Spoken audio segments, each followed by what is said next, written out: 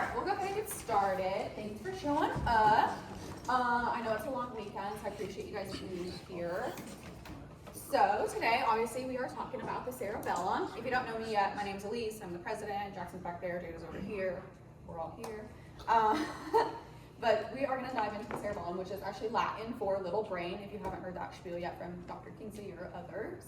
And it's one of my favorite parts of the brain because it makes up 50% of our total brain mass is neurons. So there's a lot that goes into the cerebellum, which makes it really fun to talk about.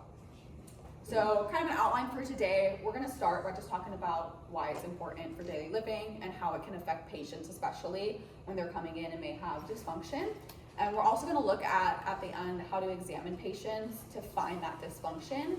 And then I do have a little bit of research as well, just to show, I feel like a lot of times functional neurology, we talked about this last week, like functional neurology and applied kinesiology together, both neurology fields can be looked at as kind of like voodoo magic. And so I do have some research to show, just to show that we can improve cerebellar function through chiropractic care specifically, and then we will get hands-on together too to try to find these tests. So let's get into it. I just want to start off with a cat video.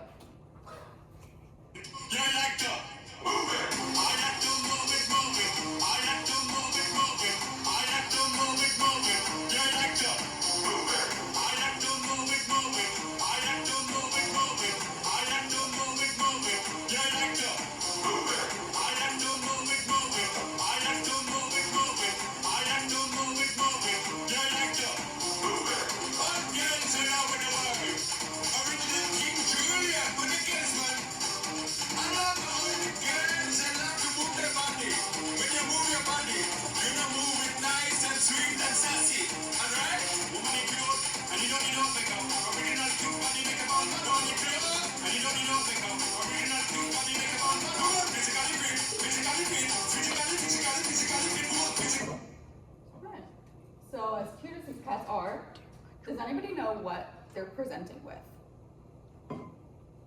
Stumbliness. Yep. They are known as tipsy cats because they walk as if they are a little drunken, but they're actually presenting with cerebellar hypoplasia, which is actually typically going to be a congenital condition where the cerebellum does not fully develop. Some of the most common symptoms, like seen in the cats, are going to be that clumsiness, problems with walking, balance, and then in humans, it can also happen in humans.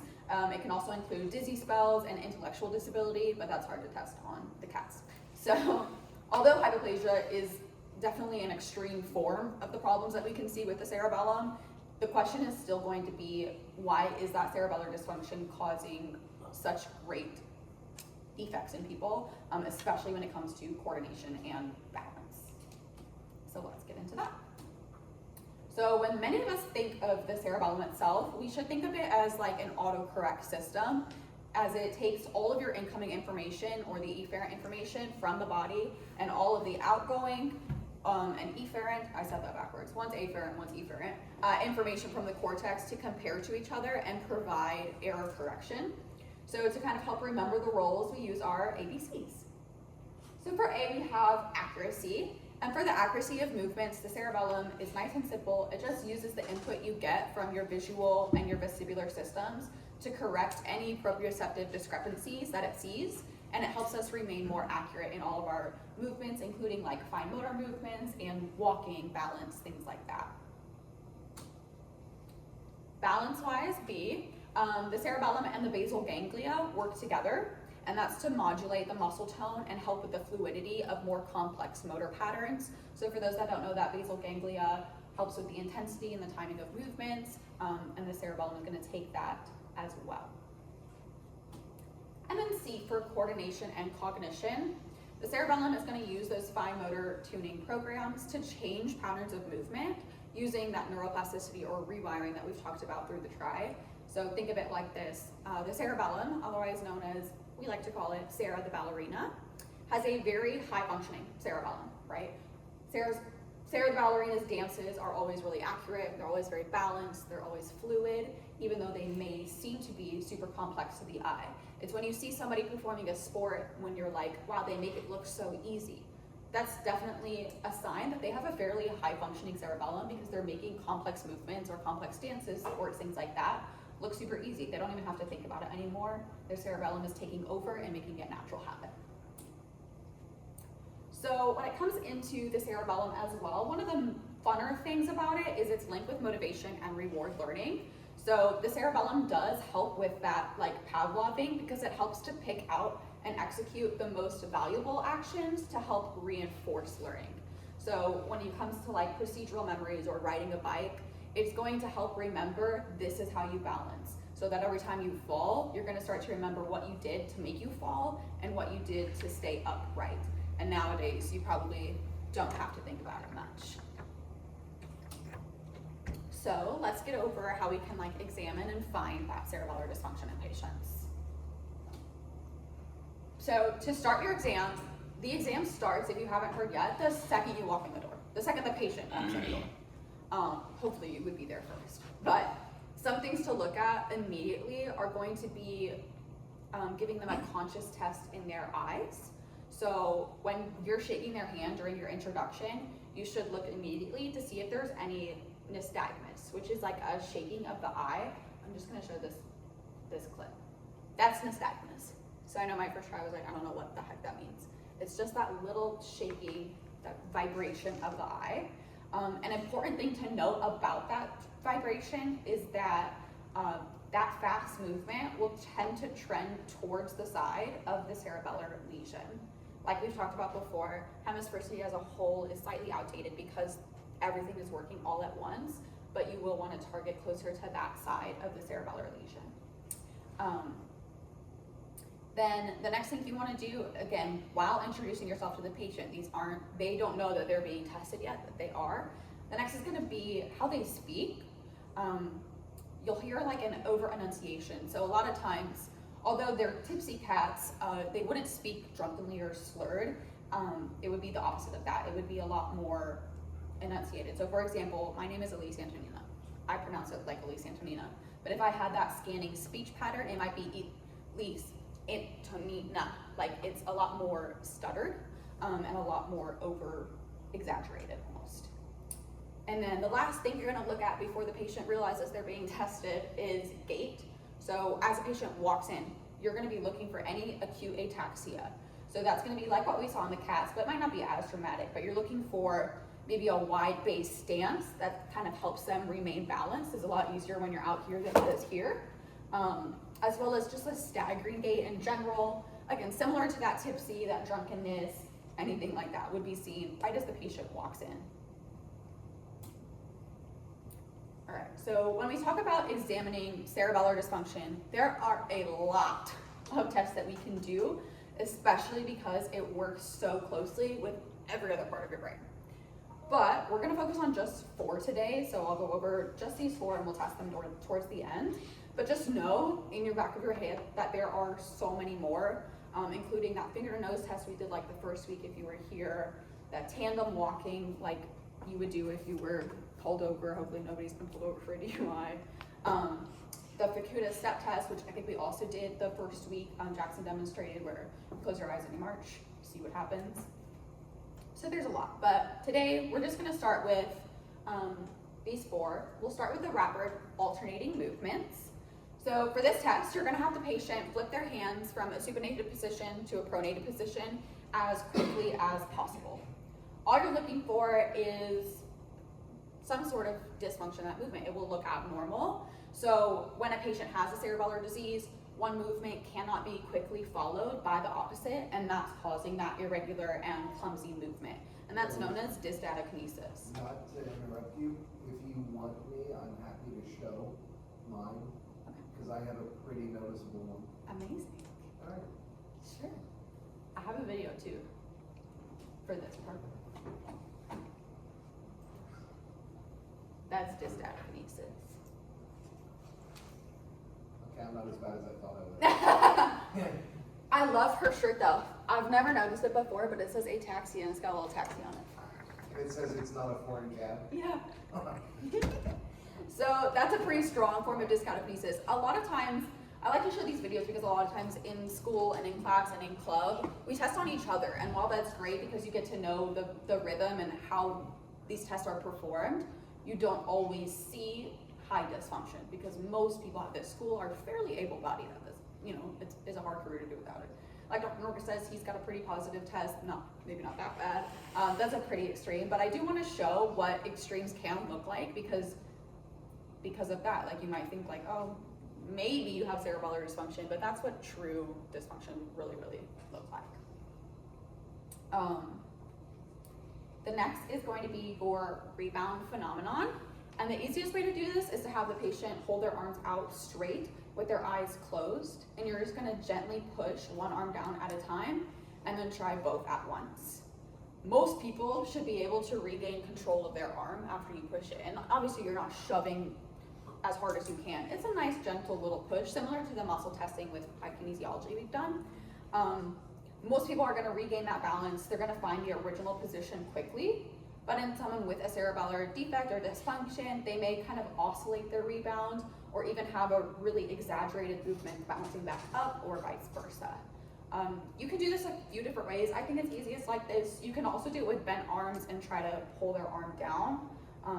It would be the same results either way. And a lot of times if you see one phenomenon one way, you want to test it another way to make sure it wasn't just some weird glitch, or if they truly do have that dysfunction. So again, here's a positive for this one. So she's got a pretty heavy like oscillation. She doesn't return easily. She bounces quite a bit. Next is the heel to shin test. And this one, you can either remain seated or go supine with your patient face up and have their eyes closed. All you're gonna do is ask them to place their heel directly over their knee and then run it down the shin in a straight line.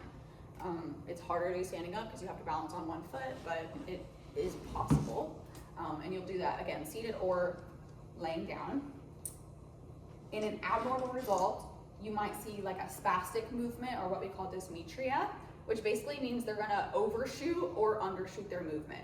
So they wouldn't be able to find their knee, you can't see my knee. They wouldn't be able to find their knee in space. Like they might be over here, they might be over here, might be over here for all you know. Like you should be able to know in your body, where is your knee, and run down. So things like that are gonna be positives that you wanna look for. So here's an example. So definitely a little spasticity, a little clumsiness there. That is that dysmetria that I was talking about. She did great and performed all three, and then I lost her for the last one. But the last one is Romberg's test. It's probably the easiest of it because all you do is have the patient stand up and their feet are together and arms at their sides, casually standing, and all you want to do is have them close their eyes. Most people, you will see a sway immediately. Everybody's gonna sway because you lose that visual input. Everybody sways a little bit. And you do wanna look for, in somebody with maybe a really minor dysfunction, you're looking for exactly what side they sway to. But a true positive test is somebody that's going to completely lose their balance. They basically fall over to one side, which is most doctors or administrators of this test should be standing fairly close to the patient in order to catch them. So you want to stay silent during the procedure itself, just because if somebody is talking to you from this side, you're kind of immediately going to want to go towards them. So you stay silent but close in case something does happen and they fall over. So this would be an example.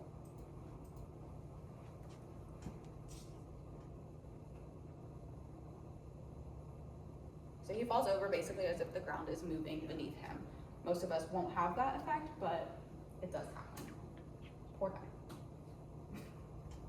So before we kind of get hands-on in practicing all those tests, although we will, I do also want to touch on this question that I'm sure kind of everybody has, especially when we're talking about neurology, is why does this matter to me as a chiropractor?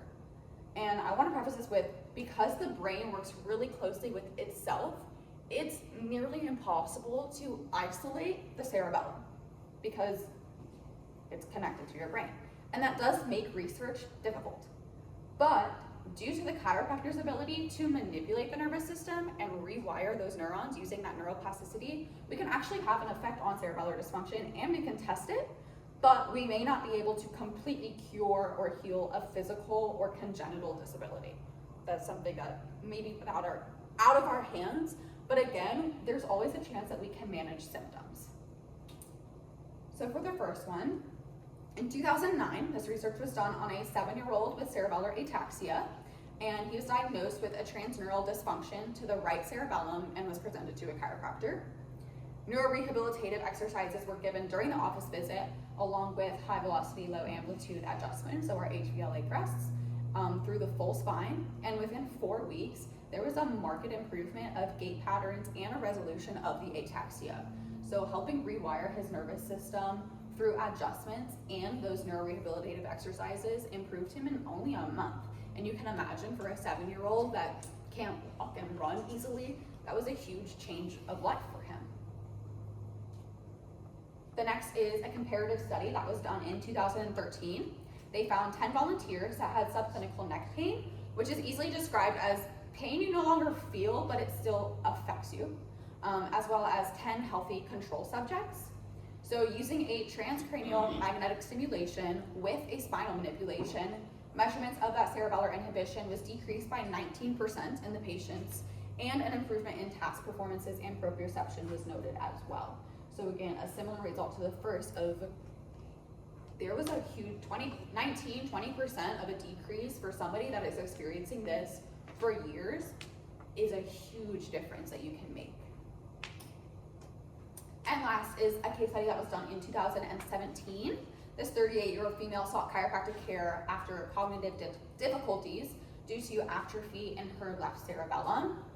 For this patient, the treatment course was neurological exercises primarily targeting that left lobe in conjunction with traditional chiropractic therapy. So again, the cerebellum does work fairly ipsilaterally. The left lobe was atrophied. They worked on the left lobe. And this seemed to help with her signs and symptoms for about 3 months, and she found a plateau.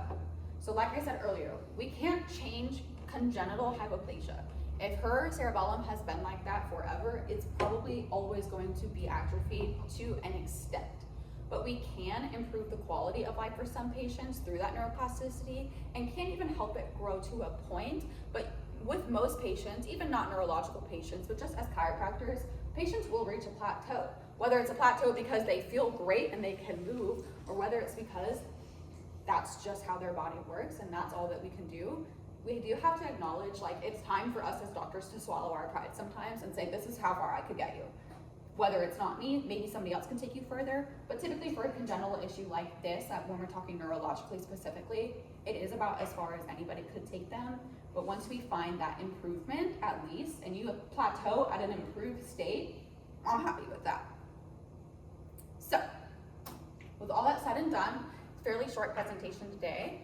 Go ahead and get into partners, groups, whatever, and go ahead and practice the test, making sure everybody gets a chance to be a patient doctor. I will put the list up of the tests themselves. Letting your Jackson know if you have problems, questions, any of that. And then also, if any of you guys are interested in being an officer next try or an officer in training, let me know as well. You can be as early as a try 1. You don't have to be super advanced in the curriculum yet if any of you are like, well, I'm not there yet. We'll bribe you with donuts. We will bribe you with donuts. I will feed you. I will do anything you want.